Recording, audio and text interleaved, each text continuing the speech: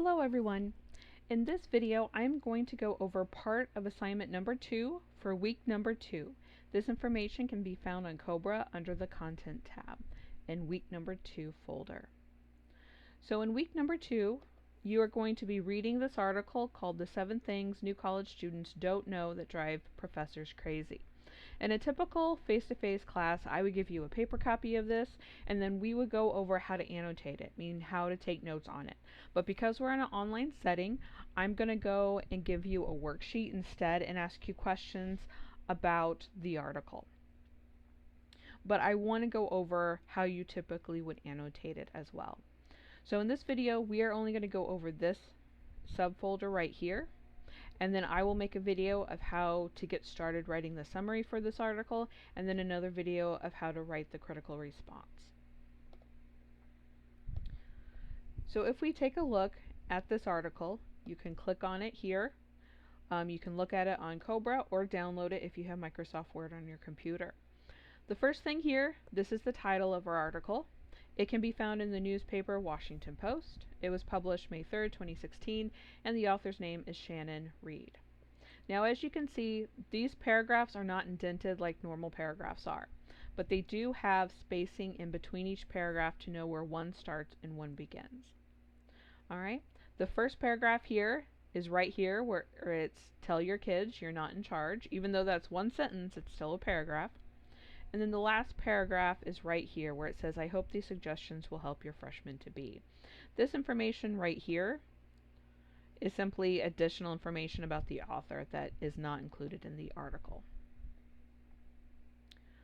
So when we annotate, we annotate to learn vocabulary. Especially as a college student, you are not expected to know every single word. So it's important that when you meet a word that you don't know, you go and look it up.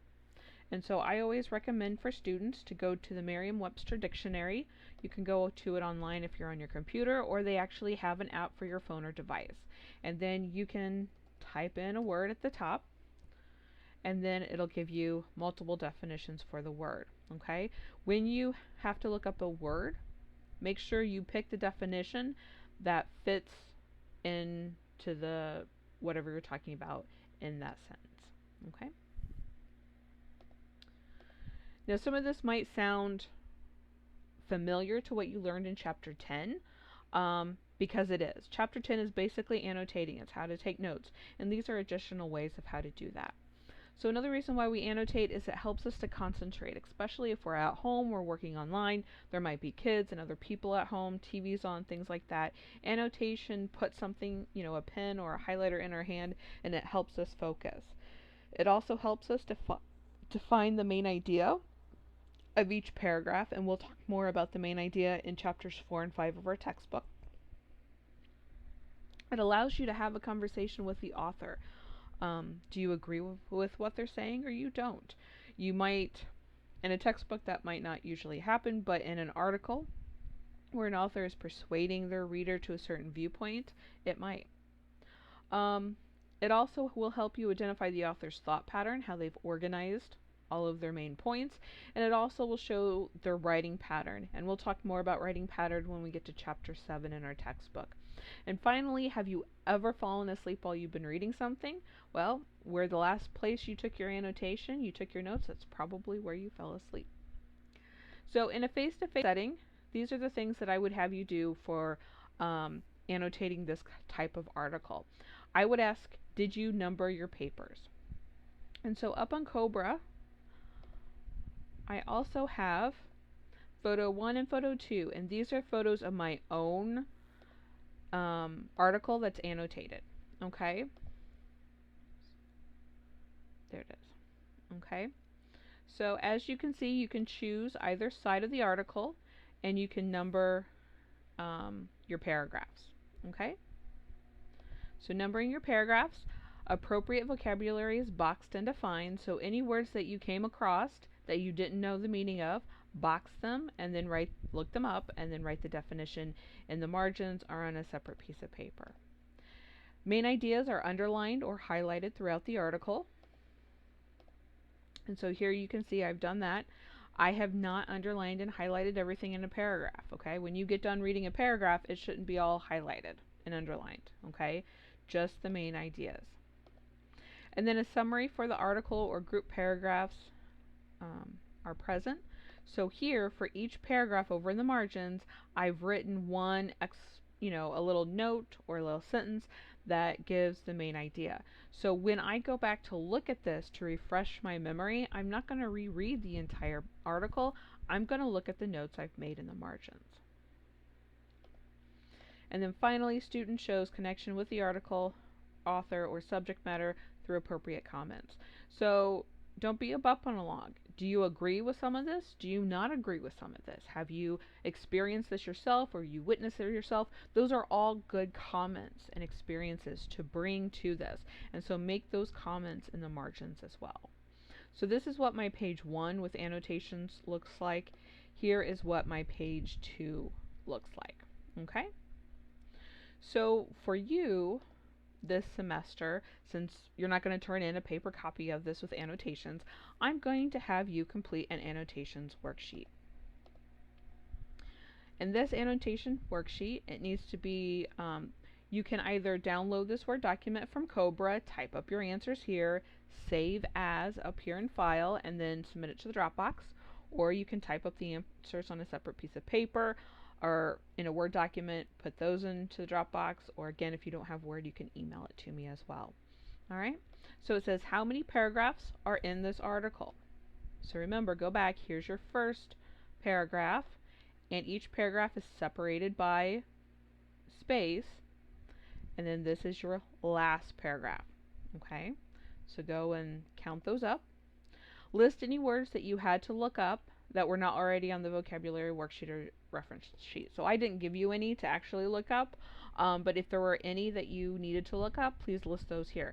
And there might be some you had to, there might be some you didn't. Okay?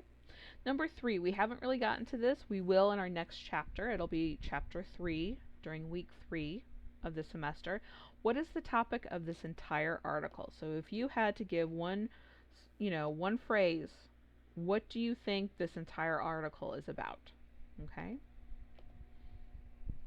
Number 4, what is the author saying about the topic? What is the author's opinion about that topic? Okay, so here you figured out what the article was about. Now, what is the author trying to say?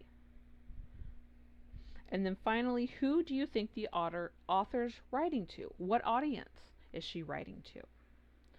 And then number 6, the author talks about 7 things that new college students don't know. List 3 of those here. And then finally, I want you to respond to this. So number 7, what is your opinion about the 7 things this writer talks about? Have you witnessed these things happen in your other classes? What was the outcome? If a teacher did these to you, what would be your response? Do you agree or disagree, and why? Was there one of the 7 that you had never thought about before, and why? Be as specific with your answer as possible. Okay? So this is simply what you're going to have to do for the annotations for this article. Read the article, take all the notes. If you want to go back through and look how my example looks like, go through that, because those are annotations that when you move on to CCS 99, you'll be doing those a lot more in CCS 99. Okay? And as we go through this semester, especially with your textbook, think back to what you learned in chapter 10. Go and write in your book and make those annotations.